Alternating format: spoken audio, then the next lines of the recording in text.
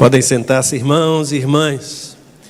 Quartas de julho, e o tema deste tempo será as 5 linguagens da oração.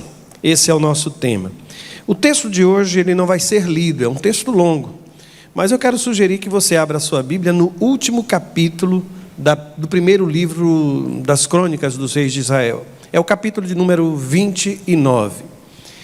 Neste capítulo, você vai encontrar uma oração que será alvo de nossa reflexão na noite de hoje, que vai se estender no capítulo 29. Davi começa a orar no versículo de número 10, e a oração dele vai terminar no versículo de número 19. Fique com a sua Bíblia aberta, se a pessoa que está ao seu lado não tem uma cópia do texto sagrado, compartilhe com ele, compartilhe com ela. Apenas para revisarmos, já de início eu apresentei aos irmãos quais são essas 5 linguagens da oração. A primeira linguagem é a linguagem aprendida, que foi alvo de nossa reflexão. Pode avançar, por favor, nos slides. A linguagem aprendida.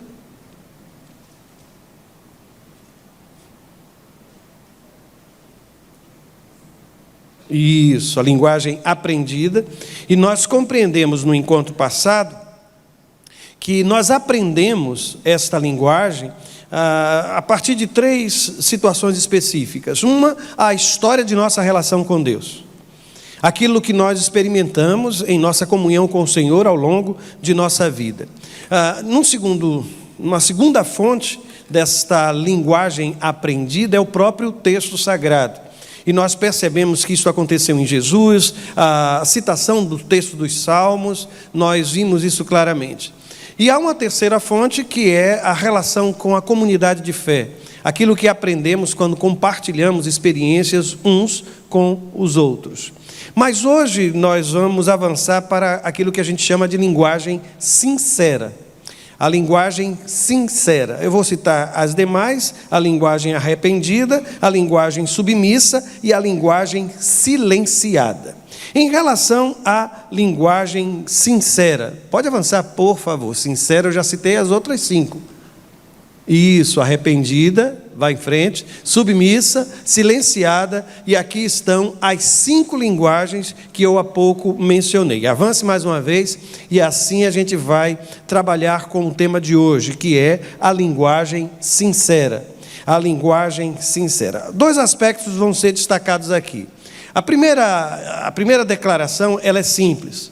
Quanto maior for o orgulho, menor será a maturidade.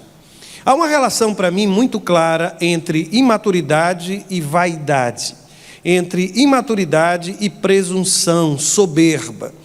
Um coração imaturo, ele é alvo fácil, sabem, da tentação do parecer, do fazer de conta.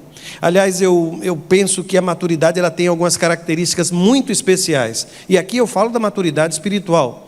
Um homem maduro espiritualmente, ele é capaz, por exemplo, de reconhecer as suas limitações, reconhecer os seus erros, ele consegue conviver com a contradição, ele consegue respeitar aquela que é a opinião do outro, ele é aberto para aprender, ele é simples, ele é modesto, o coração dele é cheio de gratidão. Mas eu tenho percebido, irmãos e irmãs, que de alguma forma, a vaidade é a maior inimiga da sinceridade. Quanto mais vaidosos somos, maior é a tentação de parecer. A ideia da vaidade aqui não é somente de vaidade no sentido do vão, daquilo que é passageiro, mas é a tentação de querer ser aquilo que eu não sou, de querer mostrar uma realidade que não existe. Sabe, é viver num mundo paralelo. E quando eu falo essas coisas, aí eu me reporto ao texto sagrado. Esse capítulo 29, está com a Bíblia aberta, você vai perceber que ele vai terminar com o registro da morte de Davi. Eu não sei se a sua Bíblia ela é dividida em temas, mas se for vai ficar ainda mais fácil. Porque a partir do versículo de número 26, a Bíblia vai falar da morte de Davi. E aqui eu destaquei o versículo de número 28, que eu considero quase que um epitáfio. Sabe, a morte de Davi, ela é registrada aqui da seguinte forma: morreu Davi em ditosa velhice, cheio de dias, riquezas e glória. Gente, dias, riquezas e glória. Eu sei que os epitáfios, eles costumam enaltecer o morto. Eu acho que todo mundo conhece a história daquele momento em que estava acontecendo o sepultamento e o pregador falava tão bem daquele que havia morrido que a esposa se aproximou para ver se era realmente o marido que estava dentro daquele ataúde. Eu não sei se isso é verdade, mas o fato é que a história de Davi, ela é resumida de uma forma bem curiosa nesse texto. Ninguém fala dos erros que ele cometeu, ninguém fala das situações que ele viveu, apenas diz o texto que ele morreu em ditosa velhice. Gente, o que é uma ditosa velhice, não é? Aí ele diz, e uma outra curiosidade, sabem, é que me chama a atenção o fato de que a vida dele é contada pelos dias. Aí o texto diz, cheio de dias. No entanto, quando Davi ora nos versos anteriores, antes do registro da sua morte, eu coloquei aqui 2 versos, de um lado o verso 10, do outro lado o verso 15. No versículo 10, Davi está falando de Deus em oração, está descrevendo a natureza de Deus. E veja o que é que ele diz: bendito és tu, Senhor Deus de Israel, nosso Pai, de eternidade em eternidade. Aqui está uma expressão, é quase que um hebraísmo isso, sabem? De eternidade em eternidade. Eternidade é eternidade, não é, irmãos? Agora, você consegue perceber que quando foram falar da vida de Davi, como foi contado o tempo de Davi? Em dias. E quando vai se falar de Deus, como é que o texto fala? De eternidade em eternidade. Do ponto de vista de Davi, quando ele ora, ele registra claramente isso. E quando ele vai descrever a si mesmo, no versículo 15, em contraste com aquilo que ele descreve acerca de Deus, ele fala da natureza de Deus, descreve Deus como eterno, mas ele fala de si mesmo dizendo assim: nós somos peregrinos, como a sombra são os nossos dias sobre a terra. Lembra-se do que eu falei, de que maturidade espiritual, ela é um convite ao exercício da humildade. Quem está orando aqui é um rei. Quem está orando aqui é um dos homens mais importantes da história de Israel, um homem conhecido pelas suas vitórias, mas ele percebe, à medida que a morte se aproxima, que os seus dias são como sombra. Eu sou passageiro, mas Deus, Ele é eterno. Há uma outra comparação aqui que eu quero oferecer aos irmãos. Nos versos 11 e 12, Davi volta a descrever a natureza de Deus. Aí vejam o que ele diz: teu é o poder, a grandeza, a honra, a vitória, a majestade. E há uma expressão que ele usa, e eu fiz um resumo aqui, você pode observar: teu é tudo. Só que a semelhança do que aconteceu em relação ao tempo, ele vai falar de si mesmo. E aí ele diz: mas quem sou eu? E quem é o meu povo? Ele faz esta pergunta atrelada a uma questão bem delicada. Ele está naquele momento oferecendo a Deus e através da oração consagrando a Deus tudo o que ele reuniu de riquezas para cooperar, para ajudar o futuro rei, o filho dele, Salomão, na construção do templo. Mas curiosamente ele não aponta em momento nenhum para a riqueza que ele está apresentando em forma de oferta. Quando ele ora, o que ele faz é descrever a natureza de Deus, e não o quanto ele está consagrando. Quando ele ora, ele fala daquilo, da grandeza do Senhor, e não da sua própria grandeza. E há um texto para mim muito significativo, é que no versículo 11, ele diz o seguinte acerca de Deus: teu Senhor é o reino, e tu te exaltaste por chefe sobre todos. Eu estou dizendo a você que quem fez esta oração foi um rei que era um grande líder, um rei que tinha sob as suas ordens um número enorme de servos, de súditos. Mas ele olha para Deus e diz o quê? Tem um chefe acima de mim, tem um rei acima de mim, tem aquele que é soberano e a sua soberania é maior que a minha. Lembra-se do que eu lhe disse sobre maturidade espiritual? A maturidade espiritual, irmãos, não nos faz enxergar aquilo que nós ofertamos, aquilo que fazemos, o meu trabalho, o seu trabalho, mas somente a grandeza de Deus. E olha que aquilo que Davi naquela ocasião estava oferecendo a Deus não era pouco. Está com a Bíblia ainda aberta? Vai para o capítulo 29, novamente, no versículo 2. Há uma relação de coisas que Davi apresentou. A Bíblia diz que ele entregou, consagrou a Deus ouro, prata, bronze, ferro, madeira, ônix, pedras preciosas e mármore. E se você quiser fazer as contas comigo, eu aqui estou usando já uma tradução que é contemporânea e usa não as medidas lá do Antigo Testamento. No versículo de número 4, veja a quantidade de ouro, a quantidade de prata refinada que Davi estava oferecendo. A Bíblia diz que ele estava oferecendo a Deus 105 toneladas de ouro. Consegue dimensionar isso? Já viu 105 toneladas de ouro na sua frente? Depois, 245 toneladas de prata refinada. Coloca isso no altar. E Davi, ao invés de olhar para as toneladas de ouro e prata, sabe para onde é que ele olha? Olha para o Deus que é dono de todas as coisas. Porque toneladas de ouro e prata não se comparam àquilo que Deus é na minha vida ou na sua vida.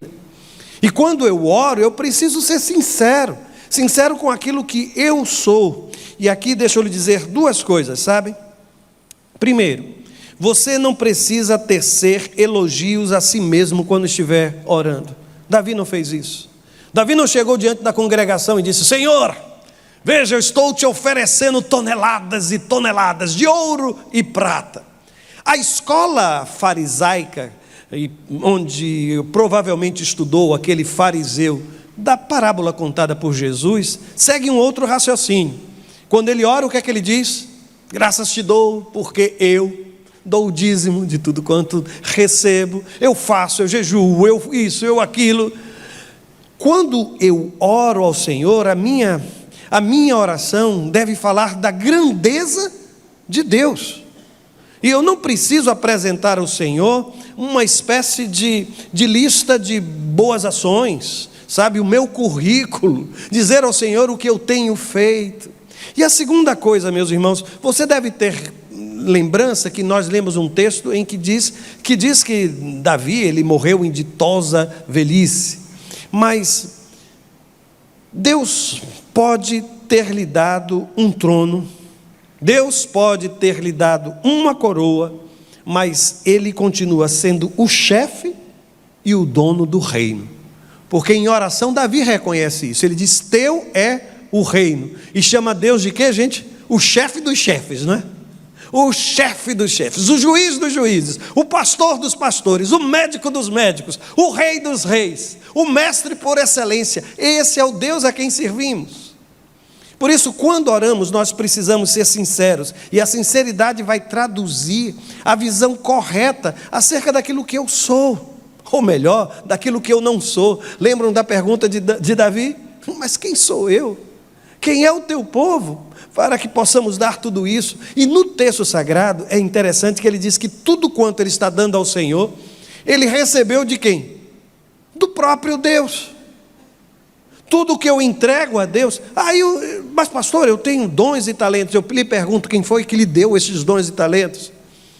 Pastor, mas eu sei fazer isso, sei fazer, mas quem lhe deu tal habilidade? Mas pastor, eu tenho consagrado toneladas de ouro, toneladas de prata, quem lhe deu tudo isso? É por esta razão que a linguagem sincera em oração faz com que eu me apresente a Deus de uma forma real. Não aquilo que talvez a vaidade queira me estimular a colocar diante do Senhor, mas aquilo que de fato eu sou. A segunda observação que faço de toda essa oração de Davi, não se choca com o que vou dizer, mas há uma grande diferença entre um culto de oração e um baile de máscaras. Normalmente as pessoas definem oração como conversa com Deus. Eu queria lhe oferecer uma outra definição. Oração é aquele momento em que nós nos despimos na frente do Senhor. Nos despimos diante de Deus. Que retiramos sobre nós toda máscara, todo disfarce. Porque diante de Deus não adianta disfarçar. Não adianta fazer de conta. Aliás, eu insisto com isso. Eu tenho percebido, sabem, irmãos, que a hipocrisia, ela contamina. Aliás, Jesus fala do fermento dos fariseus. E ele diz que o fermento dos fariseus é exatamente isso, é a hipocrisia. Mas a sinceridade, ela é contagiante. Ela desperta o melhor no outro. Meus irmãos, quando o púlpito não se reveste de verdade, a igreja não é edificada. Se numa relação afetiva, amorosa, não existe verdade, essa relação, ao invés de ser um amor benigno, é um amor que faz mal, é um amor que faz adoecer. Se falta verdade no meu discurso, na minha palavra, tudo desmorona, irmãos. A base, o fundamento é a verdade. Há um momento que eu acho impressionante no texto sagrado. Você se recorda que houve uma ocasião em que Paulo, ele se colocou diante de Pedro e disse a Pedro algumas verdades, entre outras de que ele estava sendo hipócrita, porque quando os judeus, aqueles ligados à circuncisão, não estavam lá, aí Paulo diz, ele falava com todo mundo, ele conversava com os gentios, ele comia junto com aquela gente. Quando o povo chegou, aquelas criaturas chegaram de Jerusalém, ele se afastou de todo mundo e assumiu uma outra postura. E você se recorda do que eu lhe disse, que a hipocrisia contamina? A sinceridade contagia? No capítulo 2, versículo 13 de Gálatas, ele diz o seguinte, que outros judeus imitaram a hipocrisia de Pedro, e até mesmo Barnabé se deixou levar por ele. Por isso que eu volto a lhe dizer, a sinceridade, ela é motivadora.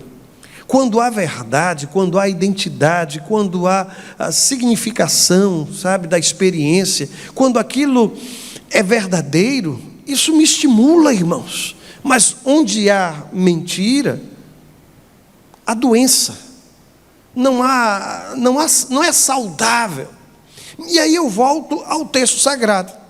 No capítulo 29, lá de 1 Crônicas, quando Davi começa a orar, no versículo de número 17, a primeira parte do versículo, ele vai dizer assim: bem sei, meu Deus, que tu provas os corações e que da sinceridade te agradas. Avance uma vez, porque eu quero fazer aqui um destaque. Estão vendo aquilo ali? Tu provas os corações. A palavra ali, traduzida por provar, às vezes é esquadrinhar, às vezes é sondar. A palavra, ela significa examinar, mas examinar detalhadamente. É como se fosse colocar uma sonda para verificar o solo. Sabe, eu tenho acompanhado pessoas, e a gente tem vivido dias muito complicados, eu não sei quantos aqui já precisaram, por exemplo, fazer uma punção, para colocar a parte daquele tecido, depois submeter aquele tecido a uma biópsia, para verificar exatamente se é câncer, se não é câncer, o que é que você está lidando. Quando o texto usa a palavra provar, é como se Deus estivesse penetrando, sabe, nos cantos e recantos da minha alma, estivesse examinando detalhadamente. Essa palavra traduzida por provar é a mesma palavra para testar o ouro, para verificar a natureza daquilo que eu carrego na minha alma. Por isso, quando você ora, a linguagem da sinceridade precisa estar presente. Por quê, irmãos? Porque o texto está dizendo que Deus não está provando, não é as minhas palavras. Ele está provando o quê? Não é o meu discurso, é o meu coração. Quando eu oro, Deus não está escutando aquilo que eu digo simplesmente. Ele está ouvindo as batidas do meu coração. Ele está sondando, ele está provando o meu coração. E nesse mesmo versículo, avance uma outra vez, porque eu gostaria de fazer destaque àquela outra expressão, que da sinceridade te agradas. Demorou, não foi, irmãos? Para Davi aprender que o Senhor se agrada da sinceridade e que Ele prova o coração. Eu comecei a pensar em que momento na vida de Davi isso se tornou extremamente claro para ele, que Deus prova os corações e que Ele se agrada da sinceridade dos nossos corações. Sabe o que é que me veio ao coração? O dia em que Natã bateu na porta e entrou para conversar com Davi. Estimam que se passou cerca de 1 ano, desde a morte de Urias até a visita de Natã, e parecia que estava tudo escondido, irmãos. Ninguém no palácio tinha coragem de confrontar o rei, tudo já havia passado, Batseba agora já estava no palácio, está tudo resolvido. Aí Deus manda um mensageiro para me dizer a mim e a você: olha, eu provo os corações, viu? E se você quer saber o que é que me agrada, o que agrada ao Senhor é a sinceridade. Deus se agrada da sinceridade. Orações precisam ser sinceras. E essa palavra que aqui é traduzida por sinceridade tem a ver com retidão, equidade, igualdade. É um terreno plano, sabe, em que eu não tropeço. Conhece gente assim, que é plana e você não tropeça, que não lhe causa tropeços, que não faz com que você caia, que você se machuque? Pois bem, é isso que significa na palavra grega, não a ideia de sincero, latim, não, na linguagem grega não, perdão, na língua hebraica, significa exatamente isso, retidão, um terreno plano, Mas eu volto à oração, e o mesmo versículo 17, só que na sua segunda parte, aí ele diz assim: eu também, na sinceridade de meu coração, dei voluntariamente todas estas coisas. Meus irmãos, ainda se lembra da quantidade? Só para que você não esqueça, viu? Foram 105, não foi isso? Toneladas de ouro, e ouro de Ofir, não foi qualquer ouro, e mais 245 toneladas de prata refinada. Quando eu lembro disso, sabem, aí o texto diz assim: eu também, na sinceridade de meu coração, dei voluntariamente. Meus irmãos, eu não sei se você já ouviu um não da parte de Deus. Deus já lhe disse não. A construção do templo em Jerusalém, ela é um marco na vida de Davi, porque nasce de um não. Davi desejou construir a casa, e aquilo parecia ser tão bom que até o profeta de Deus: não, vai ser ótimo, que maravilha. Aí Deus diz: não, diga a ele que não, ele não vai fazê-lo. E aí ele começa a preparar todos o ouro, prata, para que o filho dele possa construir, porque Deus disse que não seria Davi, que seria Salomão. Ele não foi motivado, não foi pela raiva, sabe, irmãos? Ele não foi motivado pela culpa. O texto está dizendo que ele aprendeu que aquilo que eu ofereço a Deus precisa ser motivada pela sinceridade do meu coração. Se você colocar neste altar, sabe, nestas bandejas, 105 toneladas de ouro, ouro de Ofir, se não houver sinceridade no seu coração, sabe quanto é que vale este ouro diante de Deus? Absolutamente nada, irmãos. Absolutamente nada. E Davi nos ensina isso. Finalmente ele aprende que Deus, ele prova, que Deus alcança a sinceridade do meu coração. E como eu lhe disse, sabe, eu não sei se você se recorda, mas eu fiz uma afirmação aqui de que a hipocrisia contamina, mas a sinceridade, ela é contagiante, ela move pessoas. Eu disse, não foi, das 105 toneladas, eu não sei se você sabe, mas ele continua na sua oração, no versículo ainda 17, na última parte, na parte C, ele diz assim: acabo de ver com alegria que o teu povo que se acha aqui te faz ofertas voluntariamente. No dia que Davi pecou, quando numerou o povo de Israel, a maldição caiu sobre os israelitas. O pecado do rei trouxe dano à sociedade de Israel. Como é que isso se explica? É simples, irmãos. O pecado em Brasília alcança a minha vida aqui. A corrupção em Brasília destrói a minha vida aqui, prejudica a minha empresa aqui, torna difícil a minha vida aqui, o palácio do governo. Sabe, a prefeitura da cidade, o que acontece ali atinge a minha vida. Mas nesse texto, finalmente, Davi se transforma numa inspiração. E lembra-se das toneladas de Davi?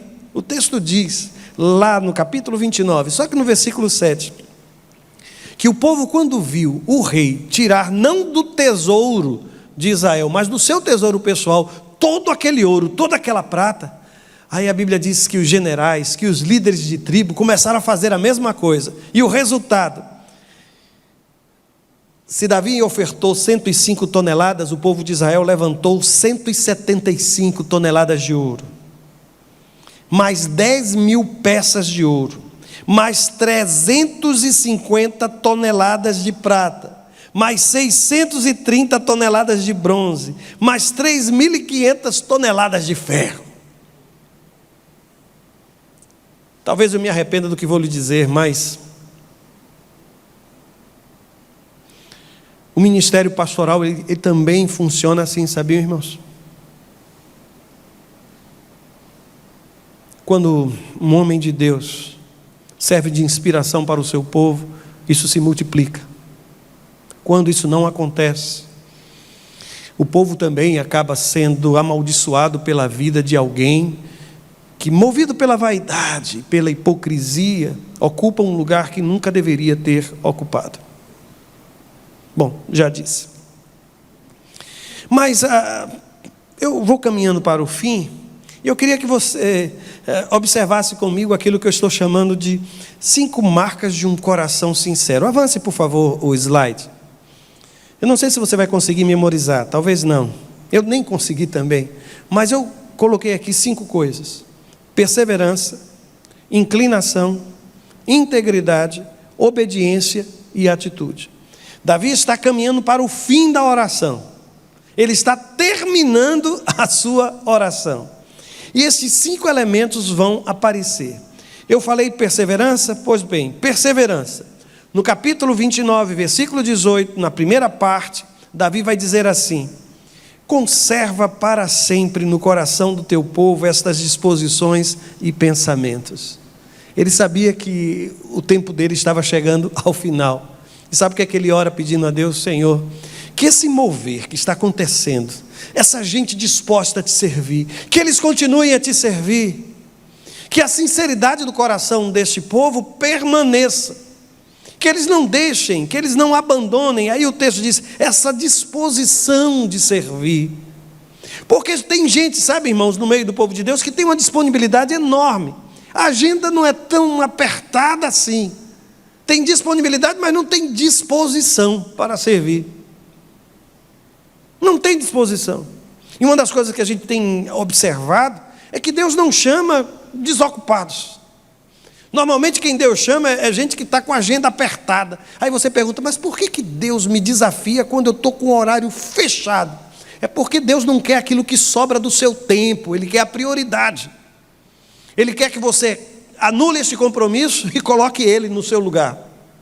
Coloque ele, substitua, para que ele tenha a prioridade na sua agenda.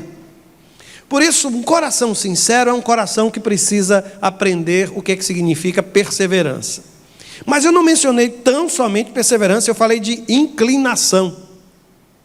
O texto diz assim: inclina-lhe o coração para contigo. Eu estou com um problema, estou esperando essas chuvas passarem, porque tem um lugar na casa que está com uma goteira. Alguém já foi lá, já olhou e disse, olha, nesta calha existe uma inclinação, e aí o que acontece é que depois da chuva a água acumula, e aí fica uma inclinação, a gente vai precisar, eu estou esperando a chuva passar, sabe?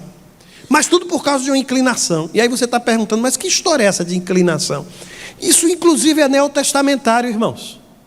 No texto do apóstolo Paulo, quando ele escreve a Romanos, ele diz assim, vejam só, os que são segundo a carne, inclinam-se para onde, irmãos?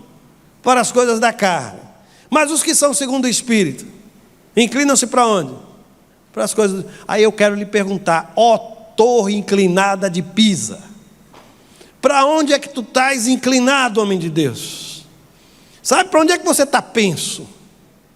Sabe? Para onde é que você já experimentou levar um cachorrinho para um lugar onde ele não quer, chama ele para tomar o banho, você puxa ele, está inclinado para outra direção. A pergunta é: para onde é que tu estás inclinado, ó torre inclinada de Pisa? Para onde é que as suas inclinações, para onde é que você está quase caindo? A ideia é essa. Para onde é que você está se jogando? Para que direção você está oferecendo o seu corpo? Sinceridade significa, irmãos, ter uma inclinação para as coisas de Deus. Eu estou inclinado. Se eu cair, eu caio no colo de Deus. Se eu cair, eu caio no meio do povo de Deus. Se eu cair, eu caio dentro do reino. Eu não caio do lado de fora da fronteira. Meu coração, aí ele ora dizendo: Senhor, que o coração deste povo seja inclinado assim. Mas eu não falei só de perseverança, inclinação. Eu mencionei ainda uma outra palavra, que foi a palavra integridade. Davi começa a se preocupar com Salomão. E aí, no meio da oração, ele está orando pelo povo. Aí ele para e ora pelo filho dele. Meu Deus, tem alguém aqui que já deixou de orar pelos filhos? Quando é que a gente deixa de orar por um filho, hein? Me contem aí, vocês. Quando? Nunca. É isso mesmo, nunca. Davi está morrendo, irmãos. E antes de morrer, por quem é que ele ora? Oh, meu Deus, abençoa a vida do meu filho. E ele ora especificamente por Salomão, porque ele sabe que Salomão vai viver aquilo que ele viveu, vai passar por aquilo que ele passou. Eu conheço esse trono, eu conheço esse palácio, eu conheço essas dificuldades. Oh, meu Deus. Aí quando ele olha pelo filho, ele diz assim: a Salomão, meu filho, dá um coração íntegro. Mais tarde Deus vai dar a Salomão o que, irmãos? O que é que Deus dá? Sabedoria. Mas retire a integridade do homem e conceda a ele sabedoria. E a sabedoria vai se transformar em astúcia, em manipulação. Retire a integridade, e esta sabedoria vai falsificar a verdade, vai apresentar mentira no lugar daquilo que deveria ser a verdade. O sábio, ele precisa ser íntegro. E quando eu falo de um coração sincero, irmãos, um coração sincero é um coração inteiro. Integridade é inteireza. Sabe, é igualdade do meu coração e da minha boca, das minhas palavras. Intenção e atitude. Mas por falar nisso, mencionei também não só perseverança, inclinação, integridade, mas eu usei o nome obediência. Porque ele diz assim, ele ainda orando por Salomão: dá ao meu filho que ele seja íntegro, um coração íntegro. Davi sabia o peso de não ter um coração assim. Aí ele continua: que essa integridade se traduza em obediência, para guardar os teus mandamentos, os teus testemunhos, os teus estatutos. E é interessante que cada uma dessas palavras tem uma dimensão específica na lei. Elas apontam para a totalidade. Ele está dizendo: olha, que meu filho seja obediente, submisso à tua palavra, submisso à tua vontade. Eu não sei como estava o coração de Davi, mas ele não deixou, assim, vou dizer de uma outra forma, ele certamente deixou uma fortuna para o filho construir um templo, mas o exemplo Davi não pôde deixar. Davi não pôde olhar para a morte, de olhar para Salomão e dizer a Salomão: viva como eu vivi, faça como eu fiz, se comporte como eu me comportei. E às vezes eu fico tão preocupado, sabe, irmãos? Porque às vezes a gente deixa uma herança tão grande, toneladas de ouro, mas nenhuma inspiração. Eu não sei se Davi estava preocupado com tudo isso, mas aí ele olha para Deus e diz: Senhor, traz obediência ao coração do meu filho. E por fim, eu até já mencionei essa palavra, não foi?